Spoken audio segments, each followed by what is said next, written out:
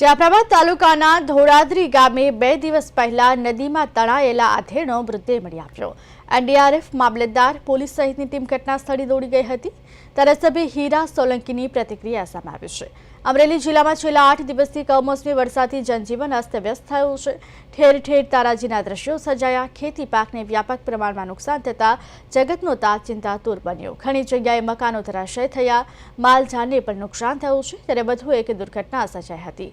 અમરેલી જિલ્લાના જાફરાબાદ તાલુકાના ધોળાદરી ગામે 2 દિવસ પહેલા ગામે રહેતા આધેડ જાદવ રાઠોડ પોતાની વાડીએથી સાંજના સમયે ઘરે પરત આવતા હતા ત્યારે નદીના પાણીના વહેણમાં તણાયા હતા, જેથી એનડીઆરએફની ટીમ તેમજ સ્થાનિક તંત્રની ટીમ સાથે ધારાસભ્ય હીરા સોલંકી સહિત આગેવાનો દોડી આવ્યા હતા। 2 દિવસથી નદીમાં શોધખોળના અંતે તેમનો મૃતદેહ મળી આવતા અરેરાટી વ્યાપી ગઈ।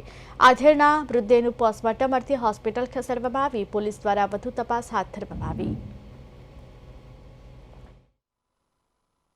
ગયા 2 દિવસથી ધોળાદરી ગામના જાદવભાઈ રાઠોડ એમના વાડીએથી જ્યારે પરત ઘરે આવતા એ નદીમાં ખૂબ પાણી હોવાના કારણે દોરડું બાંધેલું હતું, છતાં પણ એ રોડ ક્રોસ કરવાના કારણે દોરડું હાથમાંથી છૂટી જવાના કારણે મૃત્યુ પામ્યા છે।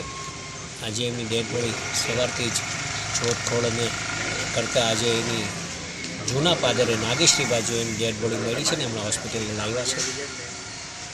આવા બનાવો અવારનવાર જ્યારે બનતા હોય ત્યારે ગામના લોકોને પણ ખાસ તકેદારી રાખવા માટે, ખાસ આવા સમયે તકેદારી રાખવા માટે પણ સૂચના આપના માધ્યમથી આપવામાં આવે એ દ્વારા પણ કહેવા માગું છું।